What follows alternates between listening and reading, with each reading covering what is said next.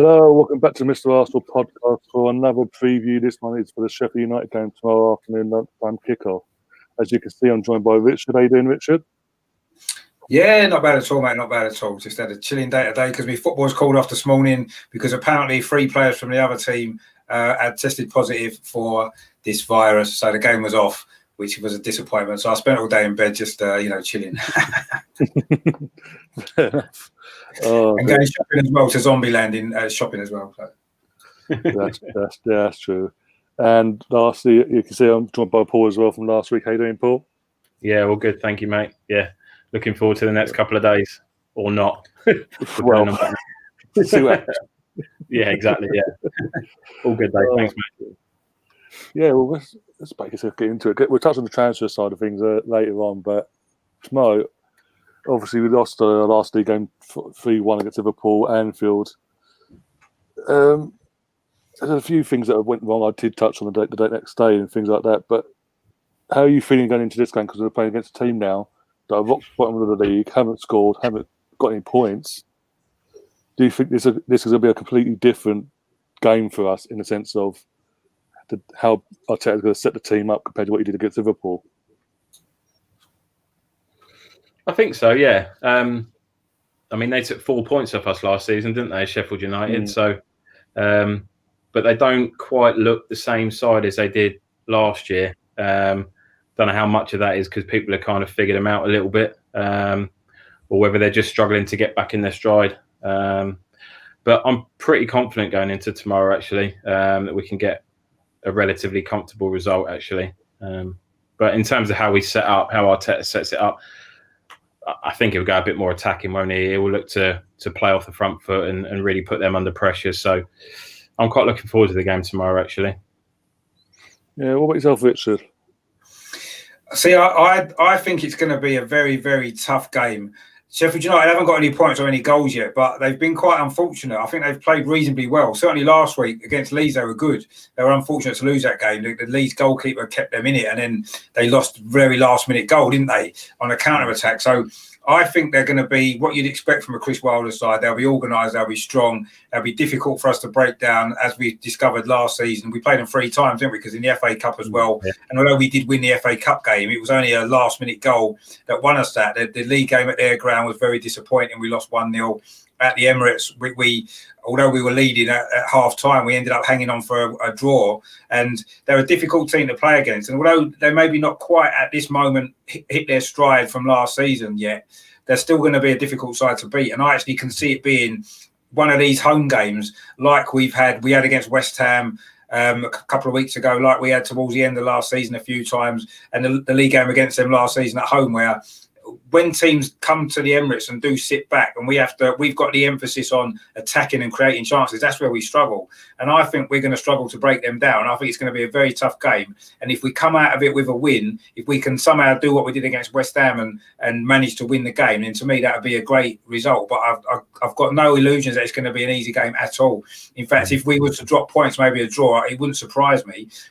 We should win, and I'm hoping we can win, but it's going to be very tough because Sheffield United are the sort of team, the way that they're going to set up, are the teams that we struggle to break down. We don't have that creativity in midfield. We've seen it clearly over the last week with the 2 games against Liverpool, what we're lacking in the team. And yes, Sheffield United aren't on that level. Of course, nobody is. Liverpool are a different, a different class above everybody else. And we can't look at Liverpool and say, well, we didn't play particularly well against them. You look at West Ham, we were the same.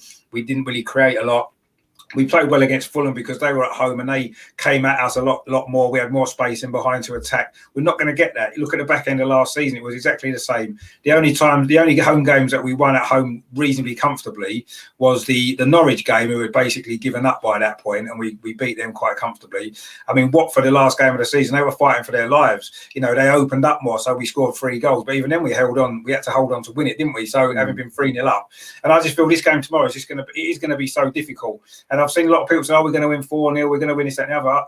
I'll be amazed if we win the game. We've done well to win that game. If it's 1-0, if it's 2-1, if we scrape it, we've done well. And we need to understand that it's not going to be easy. And this could be one of our most difficult games at home because of the way that they set up.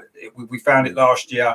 Away from home last year, they were really good. They didn't lose. They did, when they went away to Liverpool, they were solid and tight. When they went away to Man City, everywhere they went away to last season, they were difficult to play against. And we struggle against teams like that. So I just hope we can win. And I think it's going to be tough. And I think we're going to have to show a little bit more than we did against West Ham, I think, to win this game, because we were poor in that game against West Ham overall. And we wasn't great in the away game at Liverpool. And I know they're a different kettle of fish. We wasn't that great on Thursday night, although we scraped through, certainly creativity wise. And if we don't create much against Sheffield United, they're always going to be dangerous from set pieces. They're going to be dangerous on the counter attack. And I don't know. I'm a little bit worried about this game. I've got to be honest. I am a little bit worried about it. But I think it's an important game. And if we do win it again, second home game in a row where we maybe have to work to win a game, then that's a good sign, and we can hopefully, push on from there. But it's certainly not. I'm concerned about the game. I actually don't think it's going to be easy at all, and I'm a little bit worried about it. If I'm honest, I am a little bit worried about what might happen.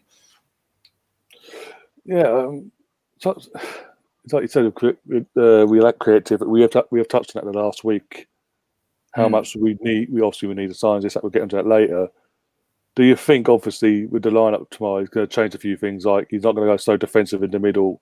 He'll have either Xhaka or Elneny alongside Danny, or do you think he'll stick with what he tried on Monday? I think Ceballos will start, and I think he'll play one of. Well, it's likely to be Xhaka, isn't it? Out of the two, so I would imagine that Ceballos will start. But aside from that, I don't think it'll be too different, to be honest. I think most of the side, again, it depends. Kieran Tierney, if he's fit again, and all right from the last game, then I think he'll start, hopefully, on the wing this time instead of left centre back. I don't know whether Gabriel will start though, given the fact he played the other night. I don't know. We're unlikely to see Saliba, are we? So be interesting to see what he does with the lineup. I'm not too sure how he'll set up in defence, but I think midfield wise, I think Ceballos will start with Xhaka, and the front three will be the same. Yeah. No, I'd probably pretty much agree with that. I mean, I think Ceballos will start because he's pretty much the only one who can drive us forward from midfield, really, isn't he? Xhaka's his long range of passing can be decent, but he's not going to run forward with the ball, is he? And he's not a ball carrier. And I think, although that's not really Ceballos' main strength, he's able to do that, and he can pick a pass out in the final third. So I would imagine it's going to be those two in the centre midfield, which is probably the right choice. I mean, I still think we'll go with the three at the back, although it becomes more of a four at the back when we not in possession. It's quite fluid, isn't it? I quite like that, the way that we move it around. I would like to see Tierney as a left wing back, because I think him getting forward, putting balls in the box, his quality is fantastic, and we've missed that because he's having to play in the back three. But now we've got Gabriel to play the left of the three centre backs, David Luiz and Rob Holding. That to me would be a decent three to play. Then Tierney can push on left wing back. We've then got the two in midfield that we've said, either Bellerin or Suarez on the right. It doesn't make a lot of difference. I'd maybe go with Bellerin just because I feel he's been playing a lot better recently anyway. And then the front three who played in the league games, Willian, Lacazette and Aubameyang. And that's a decent team. It still lacks a little bit in midfield though, doesn't it? It does lack a little bit of drive, a little bit of creativity in midfield. It's a sort of game where somebody like a Mesut Ozil would actually be ideal for. These are the games that he's ideally suited to. Some of the away games at places we know he's probably not going to be effective at all. But in these sort of games at home, when it's going to be a team that's going to sit deep, he's the one player that we've got in our squad who can pick a pass and really, open these defences up.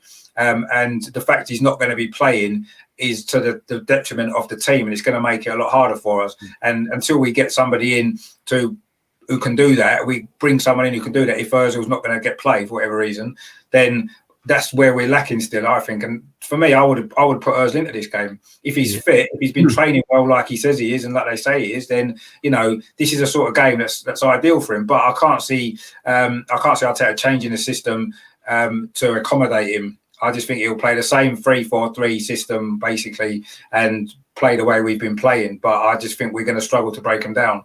Hopefully we will. We'll get, we have got enough quality, haven't we, to get goals, individual quality in the final third. Willian is, he's just come into the team. He's doing well. We know Aubameyang's always likely to get a goal given a chance or two. Lacazette's scoring a lot lately. I know he missed them chances last week, but I do feel the midfield is the biggest problem that we've got, and as much as I think Danny Ceballos, we've all put a lot of faith in Danny Ceballos. Almost everyone's sort of raving about him, but not because he's fantastically brilliant, just because he's the only one we've got that can do anywhere near what we need.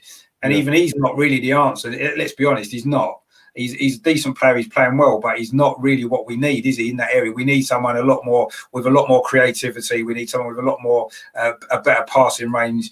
Someone who's a little bit more physical as well. And unfortunately, he's the best that we've got at the moment. And we have to make do, don't we? And unfortunately, that's where we are. But let's hope we've got enough about us tomorrow, certainly in the final third with the quality we've got there, to be able to win this game. But I say the midfield does worry me. It worries me greatly, I must be honest. And if nothing happens before Monday in that area, then I think that instead of being a definite team that can challenge in the top four, we're going to be struggling to make the top four, I think. I know the window opens again in January, but we've probably still got 10, 15 league games to play before then, where the potential to drop a lot of points, if we don't sort this out. Because who else have we got to come in? We've got to remember, if Xhaka or Ceballos were to pick up an injury, we've only got El Neni and Willock to come in.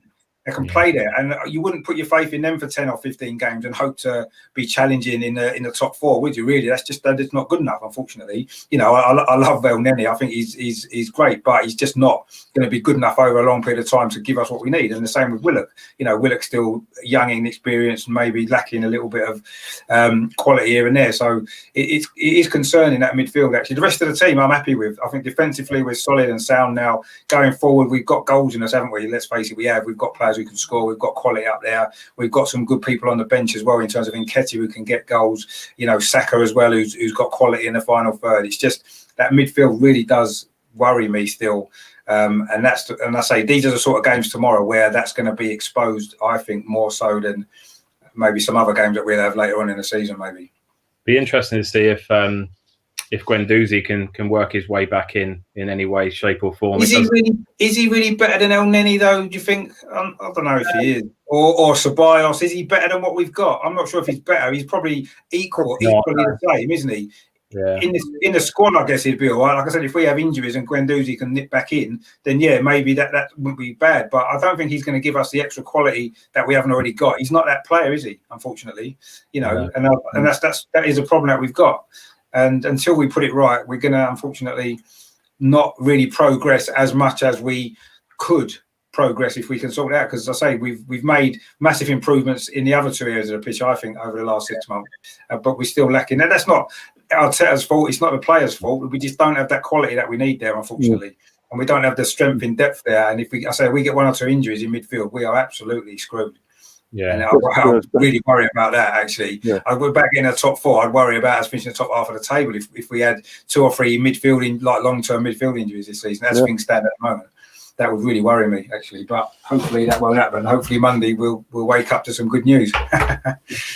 Especially when as we talk about off air, we've let Lucas go. Well, it seems that he's actually medical to take past it, so he's gone off on loan to Atletico with the option to buy. So that's another number we've lost. Obviously, touch on Guendouzi. He looks like he's been frozen out. We're trying to get rid of him. I think it's Marseille. And Juventus apparently, according to Nafi in the chat, are saying piquing their interest in him for an option of a loan with an obligation or option to buy from either club. But it's like it would make no sense. Just touching on transfers, to let Lucas go.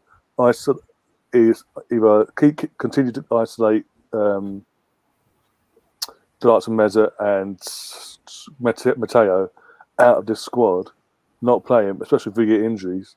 Because numbers are a thing. We need competition in that place. We need creativity, and it also Dennis Ceballos. We can't put. He's actually touched on. He's the only one that sort of seems to have that ilk of that skill of what Arteta wants and creativity was. All the others are very defensive minded. They don't have that creativity spark. So you can't put that on. You can't put that on him all season. No. He needs competition. He needs help. And people say Woody ends like 32 as well. So he's a good pickup.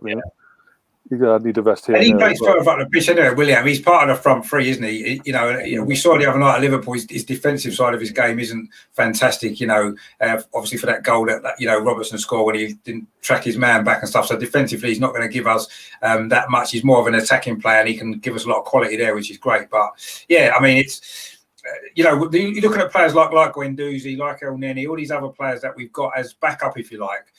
They're still not any better. As I said, they're not better in quality, are they? They're not going to give us that extra 5%, 10% that we need to push us forward. It's frustrating. I mean, I agree with what Russ is saying. It is a project, and we are in the early stages of it. But we're not that far away, are we? We're not.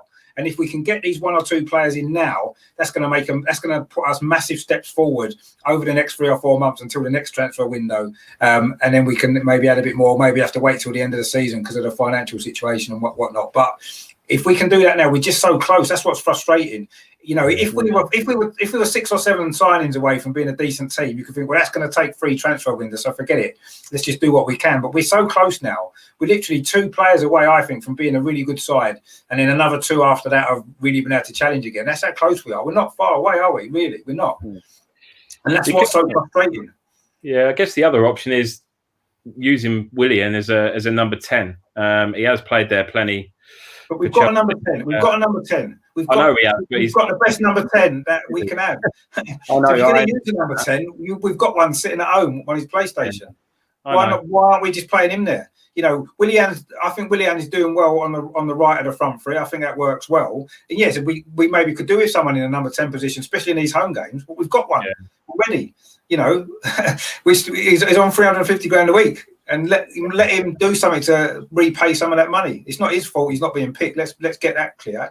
But let him do something to pay that money back. Put him on the pitch in these sort of games, and let's see what he can do. Whatever the reasons are behind it, why he's been frozen out, is obviously not footballing reasons because he played every game before lockdown. Whatever the reason is, it needs to be. They need to draw a line under it. I mean, let's wait and see what happens on Monday. But if we're in this same position on Monday, they've got to draw a line under all of that. With Mesut Ozil and say, look, we need you to be in the squad. We need you to be playing now, certainly until January when we can get someone else in if we're going to. You know what I mean? We can't have him sitting at home while we've got this massive lack of creativity in the team. We can't. It's criminal almost when we're paying him 350 grand a week. Whatever the reasons are, it's irrelevant. I don't care what he's done. I don't care what it is. He should be now. If we don't buy these players on Monday, he's got to be drafted back into the squad, and there's got to be certain games where he's got to play. He's got to play. Otherwise, it's criminal. There, it's absolutely criminal. Yeah, I fully agree. Like you say, predominantly we need to win football matches, and if he's of the best 11 that's going to help us do that, then whatever the other reasons are, they need to be put aside. I was just thinking outside the box really more than anything, in the fact that the likely chance of him starting is probably quite low. So well, it is. Yeah, I mean, we've got more options out wide, so we could play someone else out wide, whether that be Pepe or Nelson or anyone like that, and we could stick Willian behind Lacazette as just an option. But no, I agree, Rich. You know, especially this is a sort of game where Ozil would be instrumental, I think. So I don't think Ozil's going to play every game. I don't think he ever would, but it doesn't matter. Just put him in the games where he can make a difference. Even if it's on the bench, he can come on for 25 minutes or whatever it might be. I know he's generally not that effective off the bench usually. I think he needs to be into the rhythm of the game. But even so, there's games when he'd be really, really effective. And we need to, whatever these reasons, that's just got to be put aside, and he's got to be drafted back in, even if it's just 1 or 2 games every so often. But the games that he's needed in, he does need to play more. Maybe throw him in the Europa League group games just to get him some match time, because he's going to be really rusty. And the problem now is if he is needed to be used in the first team, he's going to look miles off it because he's just not played for 6 months. You know, and he needs to get some game time, doesn't he? Whether it's in the Europa League, perfect opportunity in the Carabao Cup games. Why he wasn't even included in them games is that's just ridiculous, really. Whatever he's done, you know what I mean? He's part of the squad. He's a paid member of the squad. He's training. We've seen pictures of him, videos of him training. He's not injured, so we're paying him all that money. If he's fit and available, there's some games when he's got to play. The Carabao Cup would have been perfect, the Europa League's perfect, and games like this tomorrow would be perfect. But he probably needed game time first before throwing him in tomorrow, I would say. I'm not sure how effective he would have been as it stands, but we've got to play him. We've got to start playing him. We've just got to. I think I think the Europa League is a perfect opportunity with the group that we got. for once it went our way, and we got what looks like a relatively good group for us. So yeah, there's absolutely no reason, like you say, if we're still in this position come Monday, then yeah, give him the game time, give him the games, and just see what he can do. But I think for me, it's more a surprise. If you're going to leave him out for football reasons, then you leave him out the starting 11. But some of these games, he's not even in the squad. He's not even anywhere near the squad. It's just he hasn't been at all, has he? He hasn't been at all since.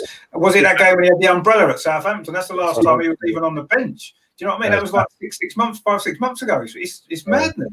Yeah, it baffles me. Honestly, it is. And if on Monday, if we haven't bought anyone on Monday, and if he still continues to be left out of the squad, questions have got to be asked. Either on Arteta, I think it's personally beyond Arteta's remit, I think. But questions have got to be asked to the people that's deciding this.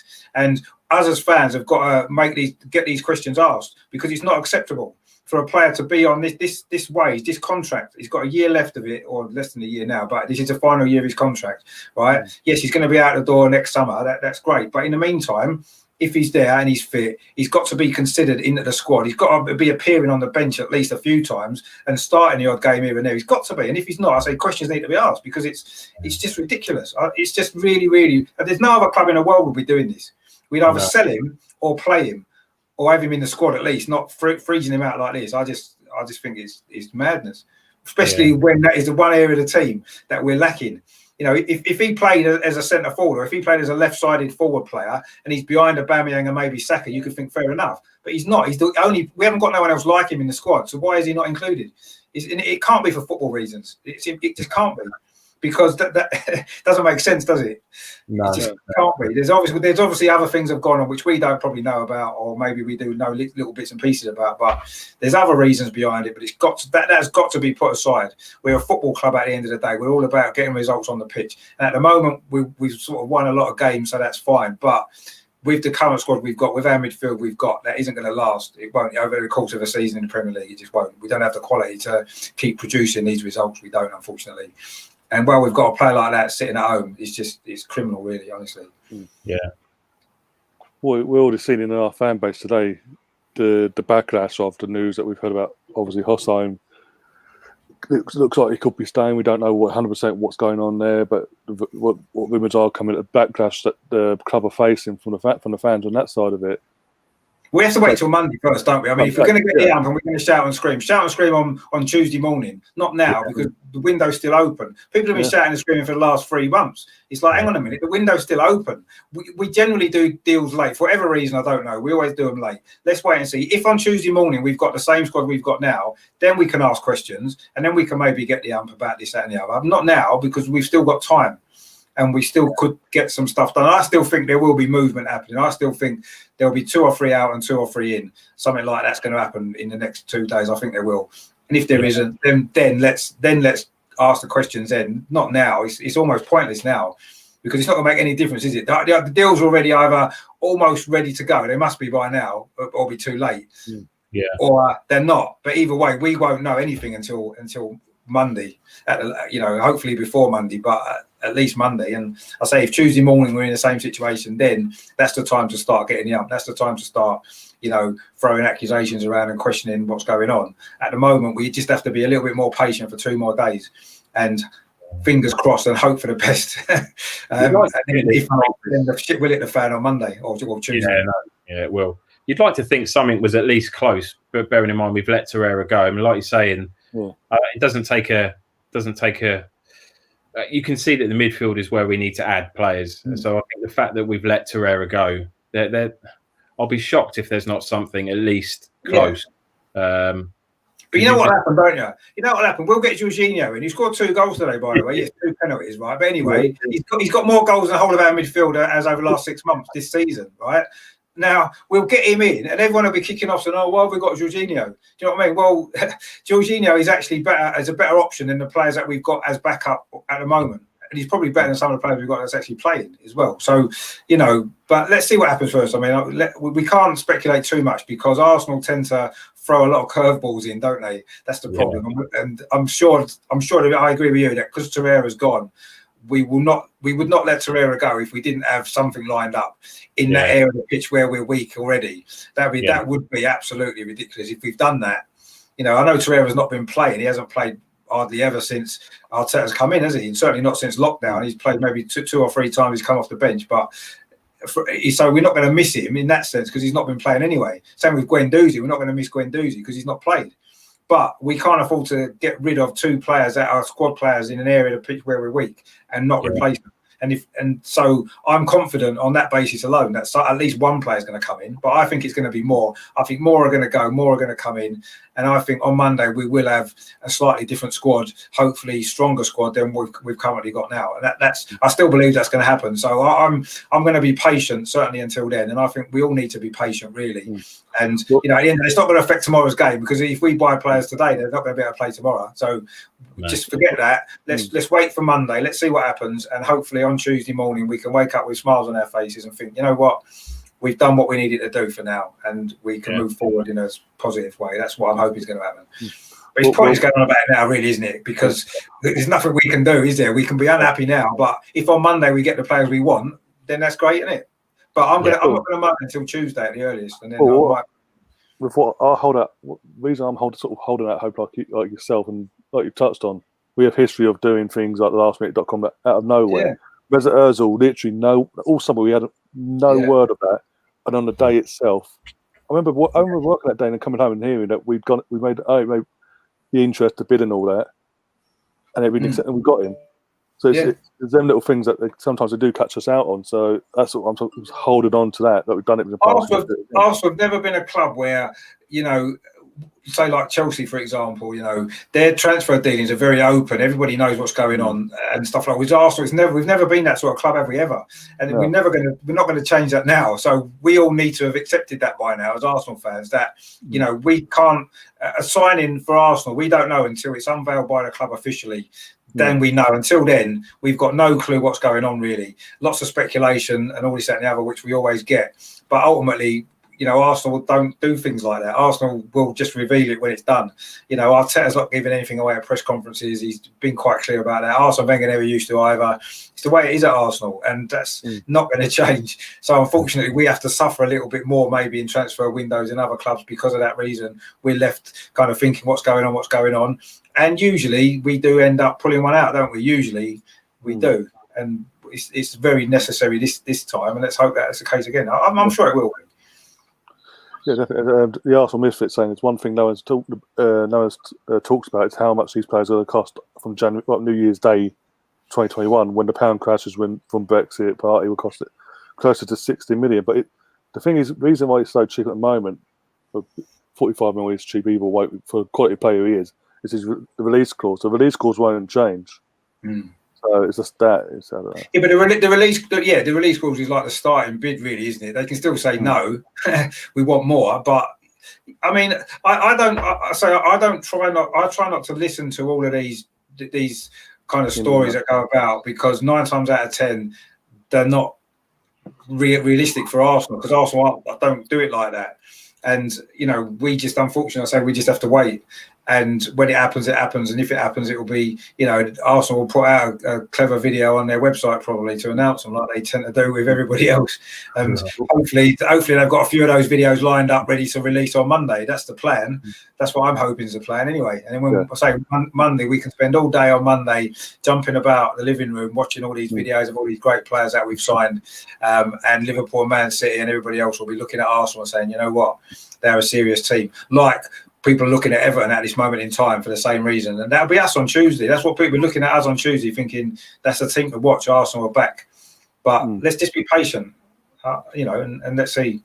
But I'm sure things will happen, definitely. I'm convinced things are happening behind the scenes. As we're talking now, stuff's going on. Stuff is going on. People on the phone, that kind of stuff is chaotic. Yesterday on Arsenal's Instagram, they put a post that was Santi Cazorla, and in the background there's these different things, colours in the background. One was like the Ghanaian,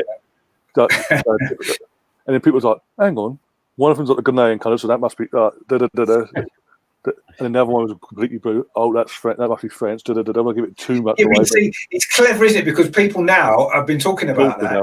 Yeah. So whether or not it's real or not, whether they've just done it to get people talking, Arsenal have got the biggest following on social media, the biggest interaction on social media probably of any club. It's certainly in England, and they do stuff like this, and it's great because everybody talks about it. It's a big, massive story, isn't it? Now, when it was, it's been shared on social media for the last days since they did it, and they've got the result that they wanted. Now everybody's talking about Arsenal. Everybody's talking about these transfers. Arsenal are probably trending on Twitter like they generally do anyway, and it's great, isn't it? The people that run Arsenal social media are really clever marketing people, and they're brilliant. They do a brilliant job, and we've got to understand it. But that's what they are. They're marketing the club in the way to get people talking about them, and it works. And whether or not all this means anything or it doesn't mean anything is irrelevant to them. They've got the result they wanted out of it all, which is getting the whole world talking about it. Yeah, like we are, which is great. Yeah. It's what we do, isn't it? But it gives us stuff to talk about, which is brilliant. But does it mean anything? We won't know, will we, till Monday? Let's hope it does. But if it doesn't, it's just they've done another brilliant marketing. They've used another brilliant marketing tool again, haven't they, to get everybody talking about Arsenal? Yeah, definitely. Say obviously worst case scenario that obviously they don't. I was just talking about it now. But worst case we don't sign no one, and all the fan base goes in meltdown. We have one person we haven't touched on who wants to play centre midfielder is Ainsley. I know he's been playing the wing backs at the moment. They certainly haven't been happy. He hasn't kicked off so far under Arteta, but he does want to at some point play in the centre. So would that not be an option? I know he's not a creative player, but sure that could be another option. Worst case scenario. He played there a few years back, didn't he? At Old Trafford. Yeah, he did. Yeah. And he played at the Emirates as well, didn't he? And he hit the post. Remember when he broke for him? He had a good game. I can't remember who that was against now, but he had a good game in midfield as well, didn't he? Yeah, it's definitely an option because it looks like he's. I read somewhere, I can't remember where it was today, that it was his punctuality that was starting to get up Arteta's nose a little bit, which is why there was rumours about him possibly leaving. But apparently he's really knuckled down and knocked that on the head, and he looks like a new player, doesn't he? He does look like a player. I mean, to me, what he's shown is with his penalties that he's taken. I mean, he's done 6 or 7 now in penalty shootouts, right? Scored every single time. He's got a coolness in front of goal that actually reminds me a little bit of Michael Thomas when he used to play. He had a coolness in front of goal when it mattered, obviously at Anfield in particular, but in general, he scored a lot of goals from midfield because he had a coolness about him in front of goal. Very laid back character, very similar. Now, I did compare them two a while ago because Michael Thomas started as a right back and then he moved into midfield. And I kind of could see that progression with Ainsley, but it's not really happened. And is he good enough in midfield? We don't know because he's not played enough games. We would need to see him ever run in the team. Obviously, Arteta doesn't fancy him there, or he would have given him the chance there already. And whether or not it's to do with stuff outside, he's played him in that left wing back position in big games. He did it against Liverpool again. He's played him on the right side as well. He's never played him in the centre, despite the fact we've got problems there. So to me, that suggests Arteta isn't going to play him there. He doesn't fancy him there. He sees his strengths maybe elsewhere in the team. So if that's what Arteta thinks, then unfortunately we're probably just going to have to go along with that, because surely by now he would have played him in midfield if he thought he could do a job in there. Especially when Ceballos was injured before. Towards at that point last season, when Arteta first came in and Ceballos was injured, when Xhaka got injured a couple of games, there's been opportunities there for him to have played Ainsley in midfield, and he hasn't. So to me, if he hasn't done it up till now with the opportunities he had to do it, I don't think he's going to. And I think he sees Ainsley's strengths as in the wing back positions to maybe for his defensive qualities, and also his athleticism getting up and down, what you need to do in those positions. So I think by now he would have played him if he was going to. So whether or not he's good enough, we'll never know, because he's not going to. I don't think he's going to play there. What might happen is he'll end up leaving Arsenal, going somewhere else, like Man United, for example, playing midfield and show what a great midfield player he is, and then maybe we would have missed out there. But I trust Arteta. If Arteta doesn't want to play him there, there's a reason why, and I'm happy with that. Because he knows better than I do. So I'm going to trust his. I'm going to trust his judgment, because he's not got a lot wrong, has he, so far? But to me, there must be a reason why he's not played him there so far, because that's the area where we could have done with somebody else sometimes, a little bit of an alternative and a different option. And he's been sitting sometimes on the bench, sometimes he's been playing in a different position on the pitch, where we've had other people who could do that same job. Saka can play left wing back, Tierney can play left wing back. He's played Maitland-Niles there when he could have played him in midfield, and he hasn't. So I don't know. I guess the other one is and in my opinion, he's not quite ready yet. But Smith Rowe, I mean, he's people talk about him being the next kind of creative player that we've got coming through, but time will tell whether he ends up going out on loan again. But if he doesn't and he ends up staying with the club, then I think again Europa League, you've got to look at starting to use him there, trying to get him some first team football, get him used to a higher competition, and maybe trying to bleed him in that way. But it'd be interesting to see whether he's still there Monday as well, or Tuesday. Yeah, I know Andrew really rates Emil Smith Rowe. He's done well on loan a couple of times. He's been out. Obviously, Huddersfield last season he did well. It's a different. I know it's the Premier League's different, and I've not seen enough of him to be sure that I think he can definitely make it at Arsenal. You know, Saka's come in, hit the ground running straight away. You know, and Emil Smith Rowe hasn't really done that when he had the opportunities previously. You know, I know it was maybe under Unai Emery when the team wasn't functioning particularly great. He got a few opportunities there. He did okay, but he didn't exactly come in and make a big impression like Saka did. Can he do that? I don't know. To me, it's undecided because we've not seen enough of him in our team. He's looked good on loan at maybe slightly lesser in lesser league. I know he did quite well in Germany, didn't he, the year before on loan?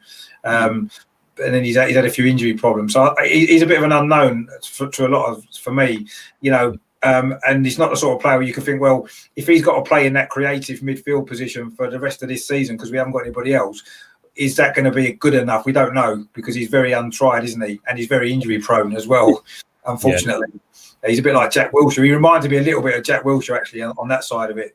He looks like he could have great potential, but maybe injuries are going to stop him from really developing and pushing on and being the player that we hope he may be able to be. Let's hope he can do it because it'd be great, wouldn't it? Another player come through our academy that can go into the England squad and be a top player. But a lot of questions still to be answered by Emil at the moment, unfortunately. But we'll see. He's still got time. He's still young, isn't he? So let's hope he can do it. Yeah, absolutely. Yeah, absolutely. Going back to tomorrow, obviously, we've touched on the midfield. Go through our predictions quickly. You've obviously, Richard, you said earlier, you think it'll be a close game. And also, what worries me, obviously, with Sheffield, they've just signed that Brewster from Liverpool. So they've got another threat that no one knows about how he's going to adapt. If he adapts football straight into line quick enough, or this, that, and the other. He's a good player, actually. He's a good player. I must admit, he's a good signing for them. So with all that in consideration, what do you think the score is going to be tomorrow for yourself? What are you going for? I mean, I said on my video yesterday, I released it this morning, to preview the match. I think I'm going to go with a 2-1 win for Arsenal, but I think it's going to be very, very difficult. I just feel we've got maybe just a little bit more quality in the final third to get the goals that we need. But obviously, with that Brewster coming in for them, they might pose a few more threats than we maybe anticipated previously. But I think 2-1. I think they'll score their first goal of the season. But I'm hoping that we can score the goals that we need to win the game. But I don't know. I'm going to go 2-1, but I'm not confident. I've got to be honest. I'm not. What about yourself, Paul? I do agree with Rich. I do think it is going to be a tricky game. I certainly, when I said it was when I was confident, I certainly wasn't confident enough to think we were going to win it 3-4, 5-0 by any means. I just look at that Sheffield United team, and I do think they'll be quite hard to break down. But I don't think they have much of the way in goals. They haven't looked very threatening. We don't know what Brewster's going to do, even if he starts. I'm going to go 2-0. I'm quietly confident that we can keep a clean sheet, and as you said, Rich, I think we're a lot more dangerous up the other end of the pitch than Sheffield United are. So yeah, I'm going to go 2-0. I'm going to sort of agree with Paul and say 2-0. The reason I say 2-0, I think we're going to keep a clean sheet is it's a big if Gabriel starts. If Gabriel starts, we keep a clean sheet because he's come in, doesn't speak any fluent English or anything. He's learning on the job, and he's fitting in he looks like our best centre back that's available at the moment. Yeah, he does. He looks brilliant. But I will say that it's not so surprising to me now that we keep clean sheets because we don't concede out. Yeah. But I know what you mean. It's been a problem for the last 10 years that we don't keep any clean sheets. But I think this year, we haven't conceded 3 goals or something. It's we look pretty good at the back, but I think Gabriel I would like to see him start. I hope he does. I'm just not convinced, bearing in mind he played the game the other night, but we'll see. And that's the one thing that I touched on Tuesday morning, which I got proved right on Thursday, was that Gabriel, him not playing. Yeah, we did miss that, and it proved it in the Thursday night game, because how much better we looked in defence. Yeah, they got him behind a few times, but he didn't panic. He didn't look panicked at all. Calm, collective. He always cleared the ball. Was won his duels. Everything. The only thing I would say about that is actually that the league game on Monday, Liverpool had very few clear-cut chances to score. Yeah. In the cup game on Thursday, they had 5 or 6. Leno was unbelievable, wasn't he? So they opened us up a lot more. Although, yeah, we were slightly weaker, I guess you could say, in a way. But the midfield and defence, we wasn't really, was we? Because we had pretty much a strong back three and on Thursday and normal midfield, if you like. And yet they opened us up a lot more with a weaker team, technically, they had. Yeah. And yet the Monday night game, I thought we were quite solid defensively. We made a couple of silly mistakes which they scored from, but they didn't have a lot of chances, did they? On Monday against Liverpool, they didn't. You know, they scored 3. They only really maybe had another 1 or 2 decent opportunities. That one they hit the bar they had early on, but other than that, they didn't do a lot, did they? Whereas on Thursday, they were a lot more. Certainly, second half on Thursday, they caused us a lot of problems. We were hanging on a little bit, weren't we, for a while? We nearly nicked it at the end, but I mean, they could have scored 3 or 4. It wasn't for Leno. So, you know, that's not Gabriel's fault, by the way. I thought Gabriel was brilliant actually on Thursday, and I thought he's been brilliant in every game. And we have been quite solid midfield and defence for quite a long time under Arteta. But I thought Thursday night we got ripped open far too easily against what was quite a young, inexperienced Liverpool midfield, actually. You know, I know obviously what's his name from Wolves, Jota's a good player. He's decent. He played well, didn't he? And obviously Salah did play as well at the beginning, although he didn't do a lot, did he, Salah, actually? But I just felt as though Thursday night concerned me a little bit how open we were in the second half, you know. And it's not like we were open because we were going forward and creating chances, because we wasn't. We didn't create anything until 5 minutes to go when Holding had that header. That was it. So actually Thursday was quite a poor performance. We won and I'm delighted. But we maybe got away with one slightly there, didn't we? And, you know, I thought we played better on I know we lost on Monday, but I thought we actually probably played better in a way than we did on Thursday. Yeah, I think 3-1 was a bit harsh. I think 2-1 would have been a fair result. And the one we conceded right at the end was a bit of a kick in the teeth, really. Well, you think if Lacazette had scored that chance, which he should have scored, 1-on-1, clean for on goal, striker of his quality should put that away. It goes to 2-2. And then they're going to push on and get anxious. They could have left a few more spaces for us on the counter-attack. And I think we could have got a draw.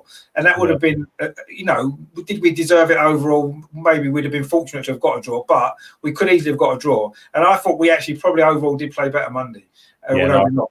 And, you know, I know maybe that was our stronger team, if you want to look at it like that, the Premier League team. But even so, Thursday did concern me. You know, I don't want to get too down on it because we won and we're through and it's brilliant. And we dug in, which we had to do, as we dug in against West Ham and pulled out a win. But it has concerned me. The West Ham performance and the Thursday night performance have concerned me slightly, actually. That we may be not quite as good as I was anticipating that we were becoming. The way we finished last season and the Fulham game, the Community Shield and stuff, we've gone off the boil a little bit. I think in the last couple of performances haven't been great. And, you know, hopefully tomorrow we're going to have to play better tomorrow. That's what I've been saying before. To win tomorrow, we'll have to play better than we did on Thursday, better than we did against West Ham, and probably better than we did in the league game on Monday as well. You know, if we're going to win that game tomorrow. I mean, we can. We've shown we can play better. For some reason, at the minute, it's not quite there, is it? Something seems to be missing from our performances at the minute. I'm not quite sure what it is. A little spark somewhere, maybe. Yeah. No, I do agree. I think the obviously the start of the season with the Fulham game, which we couldn't have asked for anything more, but I don't know how much of that was because Fulham made us look maybe better than we. Yeah. Fulham they're a really, really poor side, Fulham, and there's absolutely no way they're staying up.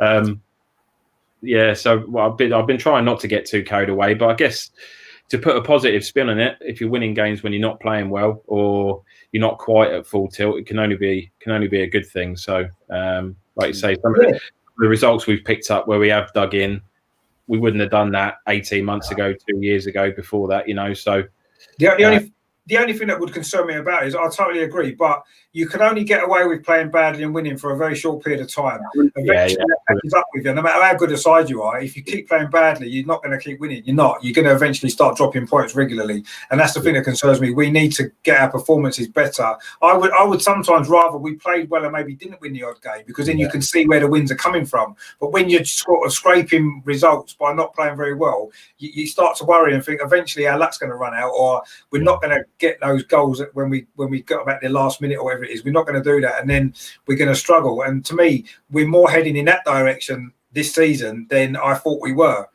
And you know, I'm not quite sure the total reason. Yeah, maybe it's the quality of the players in the squad isn't quite there yet as well. And I think maybe we are still on this journey with Arteta, aren't we? And it is maybe still early days to really judge it. But I was anticipating, with the way we finished last season in the cup in particular, and the way we did start this season, the Community Shield, I thought we played really well that day.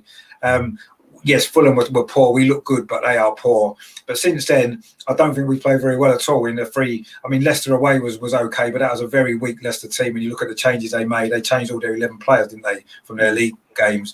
And we won that game, which was good, but it wasn't, it was a decent enough performance, but we need to bear in mind that as well. But I don't think we played well since the Fulham game, and even like you said, that may have been not as good as it looked because of how poor Fulham are, you know. And I think we have to bear that in mind. I just feel something's missing this season so far. I haven't seen that spark yet from the team, and maybe it's because we've got a couple of new players in, Willian, Gabriel, etc., and maybe they need to settle as well. And I don't know, we've got to start improving. I think with our performance, we've got to start improving if we're going to continue to pick points up. I think we're getting to the point now where if we don't, we've got after this. I mean, Sheffield United is going to be tough, but then we've got Man City, Leicester, Man United. We've got some big games, and if we're not going to get so fortunate against them, if we don't play well against them, we're not going to pick points up. We're going to have to be on our game, aren't we? And that, unfortunately, is a lot better than what we've been playing in the last week and a bit, last 10 days. We need to improve that really, but hopefully we will, and we'll see what happens. But I'm a little bit disappointed actually of how we've been playing the last few games. Actually, I know it's been Liverpool twice, which is hard, and we've got to understand that it's difficult to play well against Liverpool, isn't it? Because they're a good team. But it's more the West Ham game that concerned me, because I thought we were pretty ordinary in that game. So tomorrow's a big game for me, actually. I agree, but I think we've all touched on it tonight, and I think it's just that lack of creativity, because at the moment in all of these games, we're not creating 10, 15 chances a game to get goals. We're creating maybe 3 or 4, 5 chances. So we have to take those chances, which is what's kind of scraping us through these games a little bit. Whereas, if you got someone that's got that spark that can create those chances, then that's what gives us all that excitement in it. That's what makes it a bit more fun and a bit more relaxed to watch. When you think about it, actually, I mean, I hadn't really thought about it too much until just now, actually. But even going back towards the back end of last season, even since Arteta's come in, say, if we want to go back that far, how many games have we really absolutely battered a team, like chance after chance after chance? We haven't done it, have we? And you'd imagine that there would have been 1 or 2 games. Yeah, maybe Norwich at home, but they were dreadful that day. They'd given up because they were pretty much relegated. But even then, we didn't exactly have 25 chances. We won 4-0, but we were gifted 2 of the goals by their mistakes as well. I mean, when have we actually gone out and really battered a team, home or away? We haven't. We've got some good results away from home. We've been solid. Wolves away, for example, but we're not battering teams, especially at home. We're not. We're doing enough to get through. And maybe that's because of the players we've got. Maybe we've got to understand that the players we've got aren't good enough yet. We haven't got good enough players, and maybe that's been the reason. But I want to see us again go back to some days where there are some games where you can relax and think, yeah, this is great. We may be used to seeing that from Arsenal, aren't we, over the years? Going out and battering teams at home, winning 5-0, but we could have won 10-0. We haven't done that, have we? When was the last time we come off a game like that? I can't actually remember, actually, just thinking about it off the top of my head. We've had a couple of 4-0 against Newcastle, but that was 0-0 for ages until we got a goal and Newcastle fell to pieces. But we're not creating chances, are we? We've scored 3 against Fulham. How many chances did we have in that game other than the 3 goals? Not many. West Ham, we created virtually nothing. We got 2 goals from nothing, really. And then obviously we did get Liverpool goals gifted to us, wasn't it, as well? So we're not creating, we're not missing chances. I mean, Lacazette missed that one against Liverpool, but other than that, we're not missing chances and think, oh, well, the goals are coming. Sometimes if we don't score 90% of our chances, we're not going to win. No. Because we're just not, and that's unfortunately that is the problem that we've got. And yeah, it probably is the players aren't good enough. That's probably what it comes down to ultimately. I think it's. I think that's the biggest point. I think even in that Norwich game you mentioned towards the back end of last season, despite winning that game comfortably, we still gave up chances. Norwich still had chances to score, and we did that all the way through the back end of last year. It's only really this season that shape, really, that defensive shape looks a lot more solid. We do look a lot harder to break down. We do. Yeah. Chances on goal like we were towards the back end, but maybe Arteta's doing it the right way. He's trying to make us more difficult to score against, and then maybe the other end of the pitch will come later on, either when we maybe adapt how we play a little bit more, or when we get better players in through the door to help that. So maybe he's doing it the right way, a bit like George Graham did. I remember George Graham's first season, we kept a lot of clean sheets, a lot of 0-0 draws. We didn't look very threatening going forward, but slowly it evolved and he got the players in and it improved. And maybe Arteta's going to go on a similar route. Maybe we just have to be a little bit more patient. I was just maybe, because of some of the great performances we put in at the back end of last season, I was maybe expecting a little bit more from us. So far this season, I've been a little bit, underwhelmed with our performances, shall we say, at the moment. But it is still early days, and we are still on a journey. And like as Russ says, it is a transition. But and I'm sure it will improve. It's just that it has been frustrating watching us a little bit because I think we're playing very conservative within ourselves, it seems. But that's maybe because he's put an importance on not conceding goals, keeping ourselves in the game, and building from there. And we do obviously, we've got Aubameyang who's always going to get you a goal, isn't he? Eventually, and obviously Lacazette's been scoring a few as well. So maybe that's the plan, but it's just hasn't quite gone yet as I was anticipating it will. But it's still early.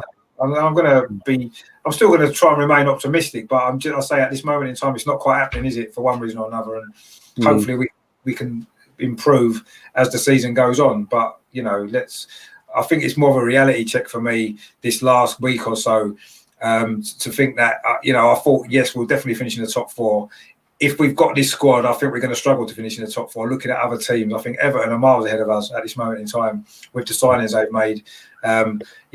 Obviously, Chelsea, although they don't look that great defensively, are probably still going to be challenging for top four, aren't they? I don't really doubt.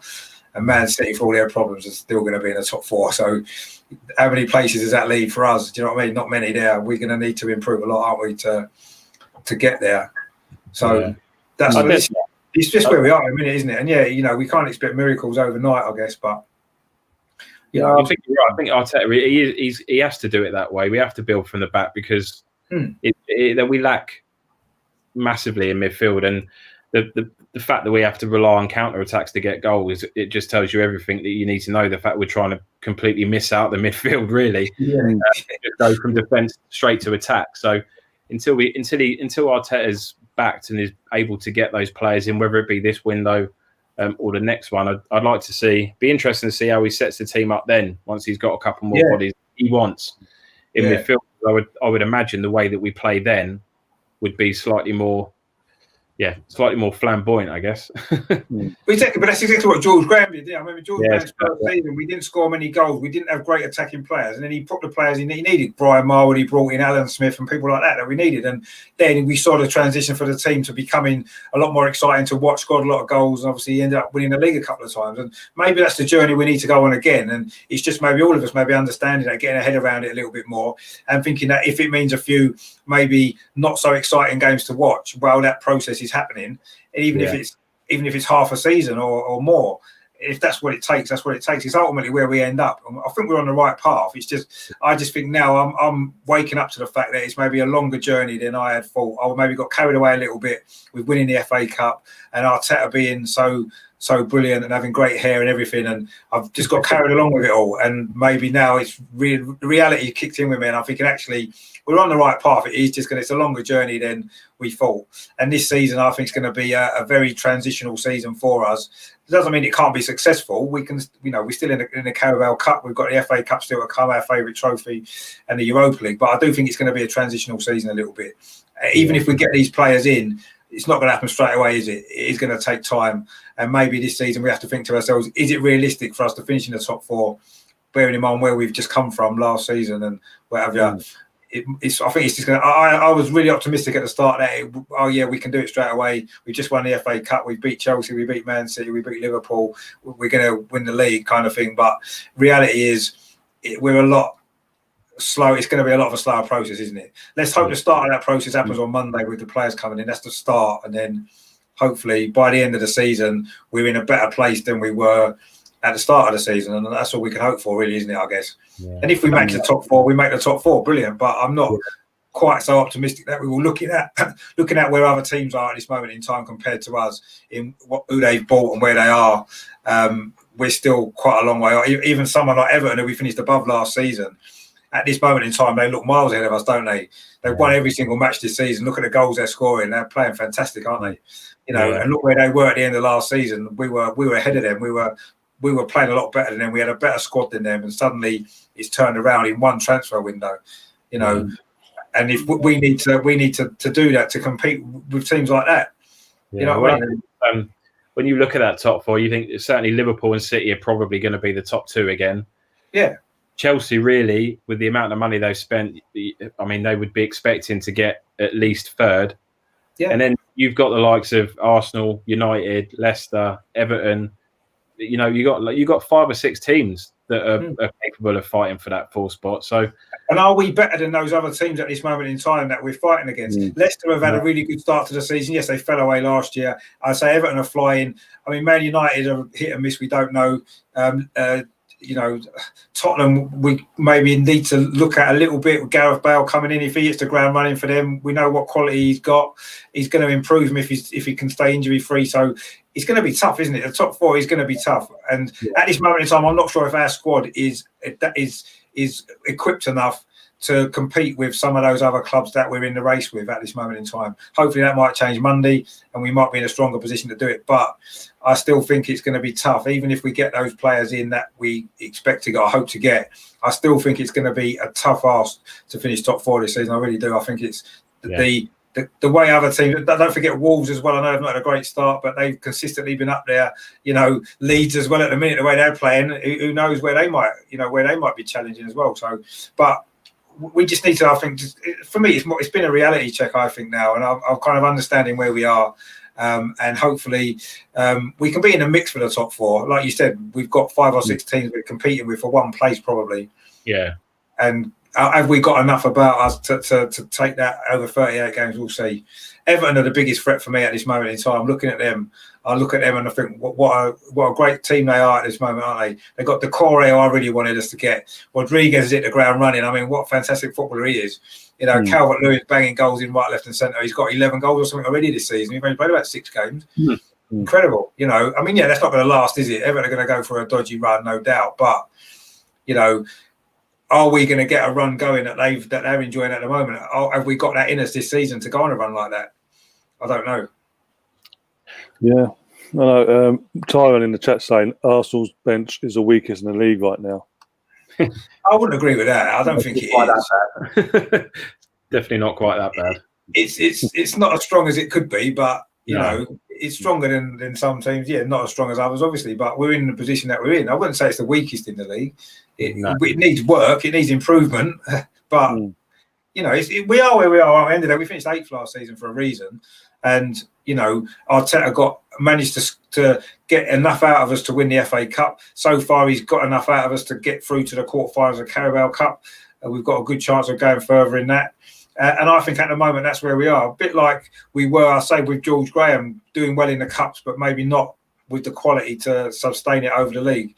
And I say now, it's you know, we could maybe finish 4th in 1986 or 1987. Now it's a lot harder to finish 4th, isn't it? Just because of quality of what's above us. And, you know, we'll see where we are. I mean, you know, I say it's not, I'm not being pessimistic, I don't think. I'm just maybe having a reality check on the reality of where we are in relation to the teams that we're fighting against for the same kind of places in the league, really. I mean, I wouldn't be surprised if we finish 4th this year or we finish 8th again. I wouldn't be surprised. Anything in between. I wouldn't be. Because that seems to be where, because of the competition, there's nothing to choose between a lot of us, really, is there? Not much. You know, are Leicester much better than us? I don't think so, really. Man United, not really. I don't think they are.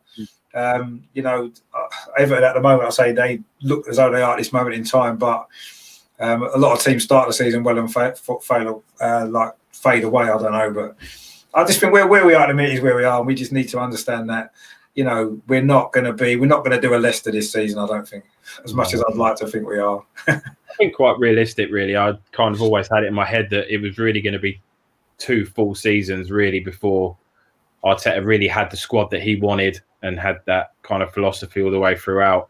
I think he's done bits a bit quicker than I was expecting, and I think he's got. I think Carragher hit the nail on the head the other day. He can't get anything more out of that squad. Absolutely, no.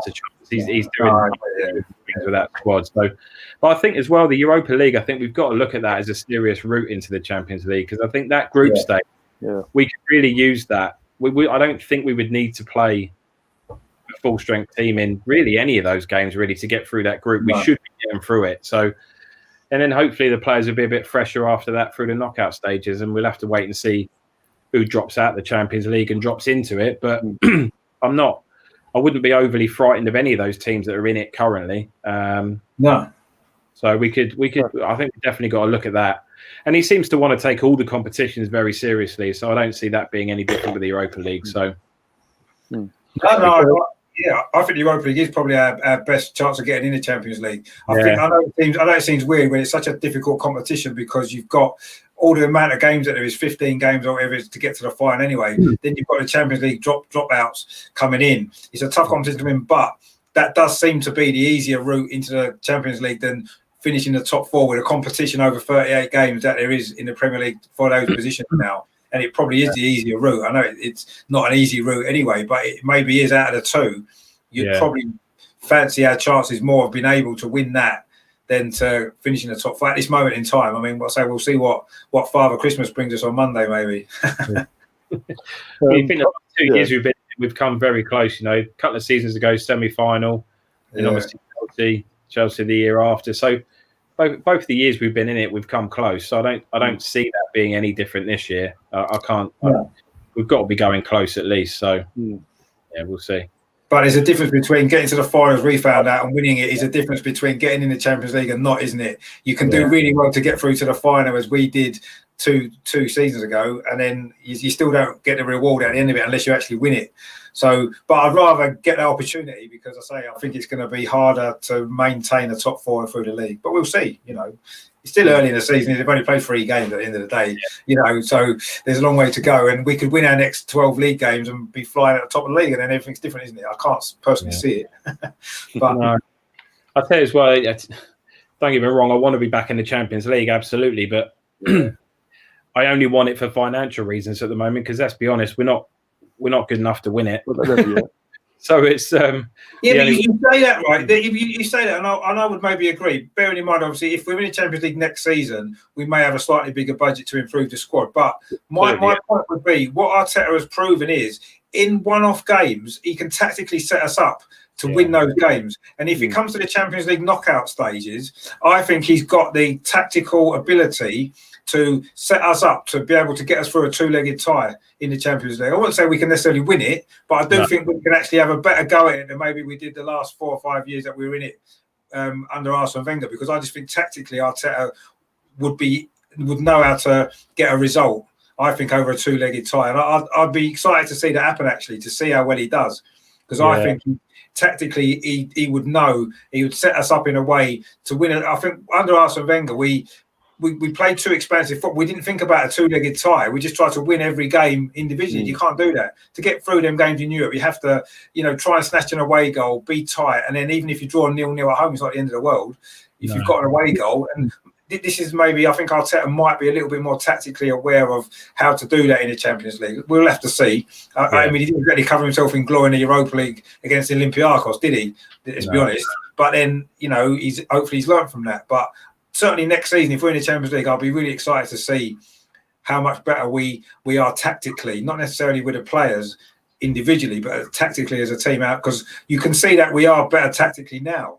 Yeah. We lack the quality, maybe that we've touched on already, with the quality to win enough games that we'll need to win over 38 games in the league. But I think in these one-off games, that's why we've done so well in the Cups, I think, so far. Yeah. Because he can win he beat Man City in the semi-final, just tactically he won that game. Not because we had better players, because we didn't. And, you know, but if we can do it in the Champions League a couple of times, suddenly you've gone through, you're in the semi-final. Yeah. You know what I mean? You've only got to do it a couple of times, haven't you? You've only got to be tactically right for a couple of games in them knockout stages. Raise your game. We did it that year when we got there in 2006 when we reached the final. We did it, didn't we? We raised our game 2 or 3 times at the important games and got through. Yeah. And I think we've got that in us. I don't know if we've got it over 38 games to, you know, to maintain a top 4 challenge. But, you know, that's the next step, I guess, isn't it? Going from a decent cup team to being a consistent league team. And that's, you know, maybe that's what Liverpool have transitioned from. They had a lot of success in cups, didn't they? Reached a lot of finals. They lost a few, but they were getting to finals regularly. And now they've turned that into consistent league performances. And, you know, 2 or 3 years down the line, maybe that's when it's going to take us, you know. I think we touched on that last time, didn't we? The preview of the Liverpool game in the league game, and that's the blueprint, isn't it? You look at what Liverpool have done. That's absolutely what we need to look at trying to replicate if we can. Yeah, exactly. And it takes time, doesn't it? It took Liverpool time, and you know, I don't care what Klopp says. They've spent money to do it. They, you know, their squad hasn't been cheaply assembled. They've spent a lot of money. They just recently spent some more money on that Thiago that's come in as well. So you know, it takes money as well. You know, it takes good coaching. But it takes the right recruitment, and Liverpool have done that. It took them a few years to get to where they are, and that is. Arteta said the other day, that's what we need to aspire to. That's what we've got to look at and say, this is where we want to end up. And if it takes 2 years, 3 years, 4 years, then that's not. It took Liverpool that long. They've had the patience to stick with it. You know, Klopp wasn't great at the beginning, was he? No. You know, it took him a while to get the team he wanted, and now he's done it. And I think Arteta's actually got a better start than Klopp did. He's won a trophy a lot quicker for a start off. And I think he's proved himself to a lot earlier in his Arsenal career than what Klopp did at Liverpool. So we're on a better foothold to start with. Yeah. Can we progress from it? That's the key now, isn't it? How can we fill that gap as quickly as we can? Because it is a big gap. Yeah, I think this week with the cup win, the FA Cup win. I think the biggest thing for me with that was just the players just saying it cements what Arteta is saying and what he's trying to do. He's saying, if you do what I'm asking you to do and play the way I'm asking you to play, we will win trophies. And I think the fact that was the biggest thing with that cup win is it just people just stand up and say, all right, actually, let's I believe in him. I trust in him. Let's try and do it. So I think that was the biggest thing with that cup win for me. And I think you're right. I think we've got a better head start than Klopp. But Arteta touched on it the other day, and he said when we played them on Monday, and he said they couldn't do that 2 years ago. They weren't playing like that 2 years ago. You know, it's a process, and I think a couple of years, 2, 3 years down the line, I think that's if he's backed in the market, then that's where or thereabouts we need to be as well. I mean, that's exactly the key, because I think that, like you said, the players have bought into Arteta's ideas. You can see that quite clearly, and in these one-off games, they can produce the performance, but we don't have the quality to do that regularly enough over 38 games, do we? Not even to finish in the top 4 at the moment, I don't think, let alone challenge for the title. If we can get, like I said, if he's back, we can get the quality in the areas that we need to give us that extra that we need in those positions, then we will be able to do it more consistently in the league as well. And then that's when we go to that next level, isn't it? That's where we reach that Liverpool level, or the level that Man City have been at previously. They're maybe dropping away a little bit now, but, you know, we're not that far away from that, actually. We are just a few players here and there, aren't we, to improve the quality. And that is why it's a little bit frustrating that we're still waiting with 2 days left of the transfer window to get some improvement in, you know. But if as long as it happens, I don't mind. I'll forgive them all this stress of the last few weeks if we get them done. If we don't get them done, then I think we'll all be a little bit annoyed and a little bit frustrated, because we know then we've got at least 3 more months or 2 or 3 months till January at least of this same squad. Not, you know, like Carragher said, maybe he's got them as far as he can take them, and we'll be treading water now until we can improve the squad, because we can't progress with the players that we've got. We need better players. I don't think there's much doubt about that, really, you know. But you know, let's hope that on Monday we will have some better players, at least 1 or 2 anyway. Yeah. And just touching on that, Tyrone earlier on in the chat, it's on the screen still. It's asking us, would we send out Saliba on loan? If so, where would you send him to? Well, I think the first thing about Saliba is he wasn't an Arteta signing, was he? So whether or not he's got the right attributes for Arteta in the first place, he seems keen to want to to want to develop him. But I mean, I saw that journalist from Sky Sports the other day that asked Mum. Pissed me off. Yeah, that pissed me off. That did. Yeah, what a disgusting question to ask in a press conference. But none of us really know. Yeah.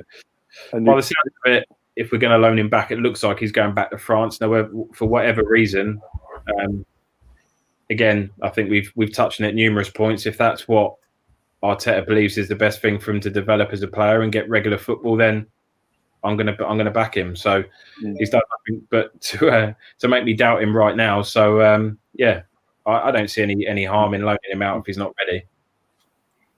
Yeah, exactly.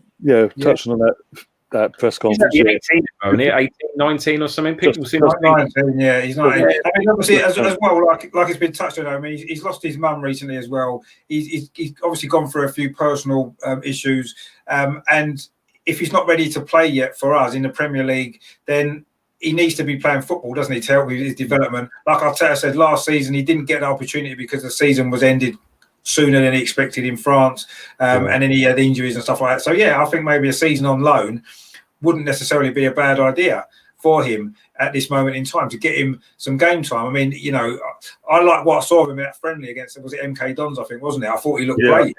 And you can see he's got the potential there at the moment, but he needs to play more football. And if, like you said, if he's not ready to play in the Premier League week in, week out, which is why we loaned him out last year, if that's what it needs again, we've got Gabriel in anyway now, so we have strengthened in the defensive positions anyway, and Mari as well, of course, when he's fit.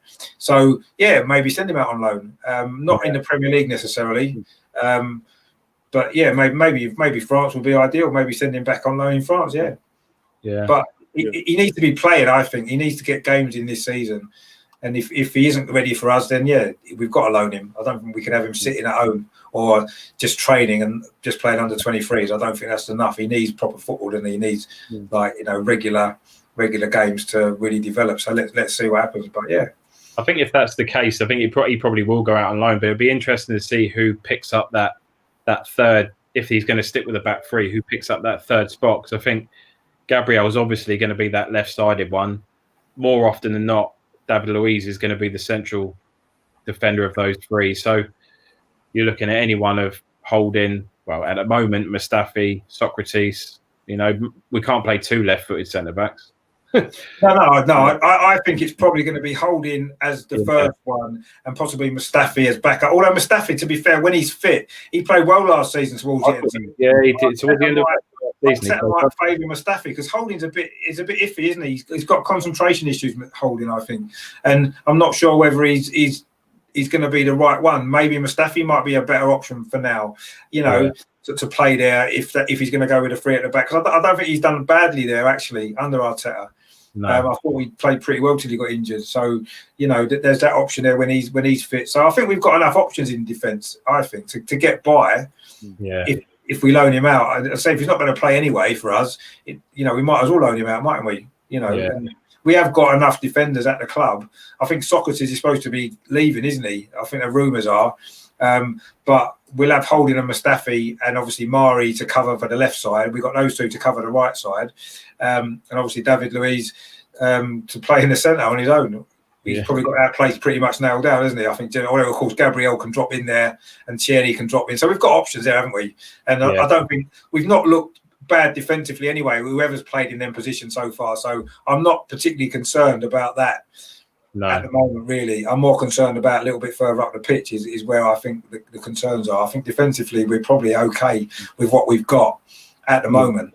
And even if Saliba goes out on loan, and even with Mari injured, bearing in mind, I say Mari's not going to be injured much longer. He'll be back soon, training and back in contention to play. And he's another body, isn't he, to come in and play in some of the Europa League games and whatnot and work for his place back in the team. So, Chambers as well. I forgot about Chambers.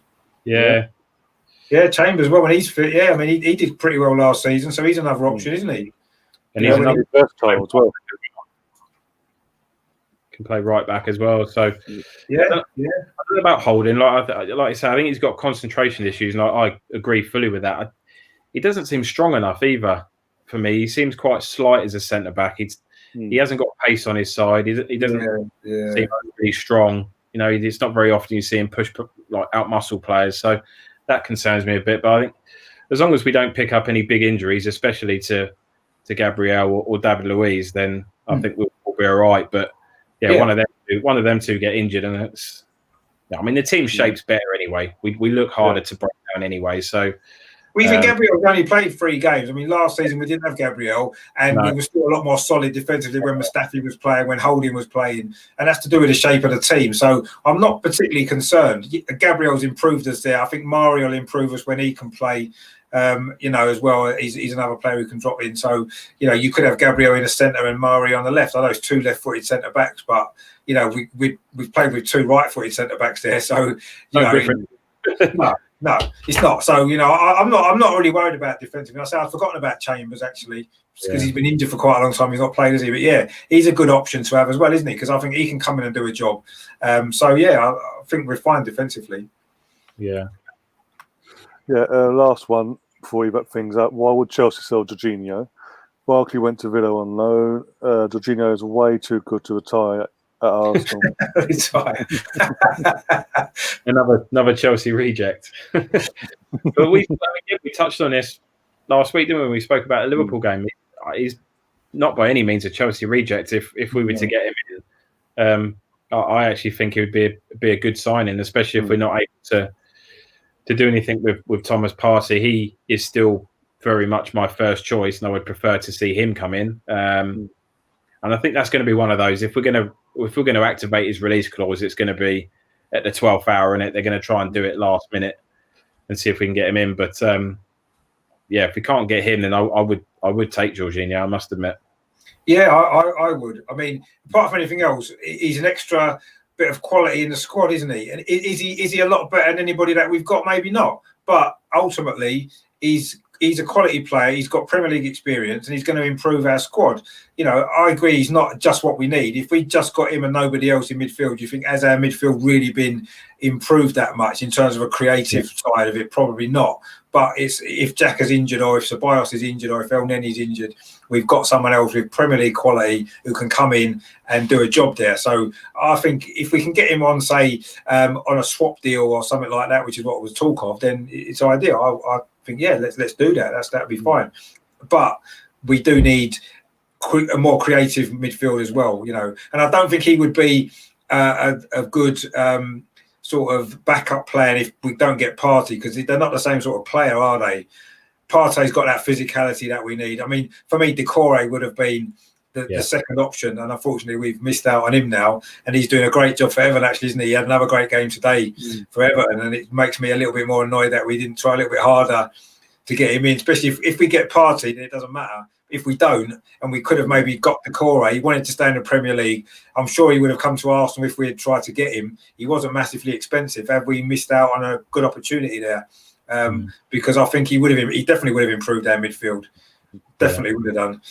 So if we don't get Partey now, I'm going to be quite annoyed that we let him slip through our fingers, actually, because Everton have done well there. He's another good sign, isn't he? Unfortunately. But I'll take Jorginho all day long, definitely. One and last question from Harvey. We'll get back up. If you don't get anyone, do you think your midfield is consistent enough for top 4? We touched on this earlier, Harvey. Unanimously, we all said no. Yeah, we haven't got the option. We haven't got the quality.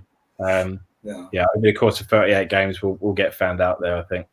Yeah, definitely. It's unfortunate that if that's the case, I think the top 4 are not quite there with our midfield, no. But hopefully we'll get some improvements in, and we think at least can be competitive for it. We can really put a strong challenge in for it then if we do. But at the moment, I'd say no. Unfortunately, it saddens me to say it, but no, I don't think so. But in the same breath, Man United aren't good enough either, so there's nothing go there. Well, no, at this moment in time, if you was going to pick a top 4 right now, looking at how things are, obviously there's still a couple of days of transfer window left. But if everybody's got the squads now for the rest of the season, you'd look at now and you'd think the top 4 are probably going to be Liverpool, Man City, Everton, and Chelsea.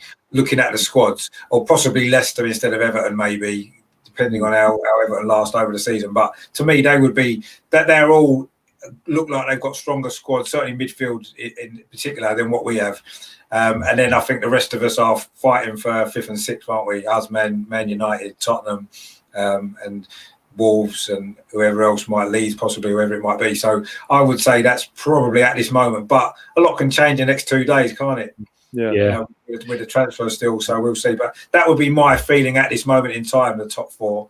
But you never know, dear. Anyone can suffer bad injuries, 2 or 3 injuries for anybody, and suddenly it opens an opportunity, doesn't it? I mean, that was sort of how Leicester won the league, wasn't it? When the top teams maybe had a bit of a difficult season and they took advantage. And if 2 or 3 of those teams have a few injuries and get a few problems, we need to be in a position to take advantage, don't we? We need to get ourselves in and around it.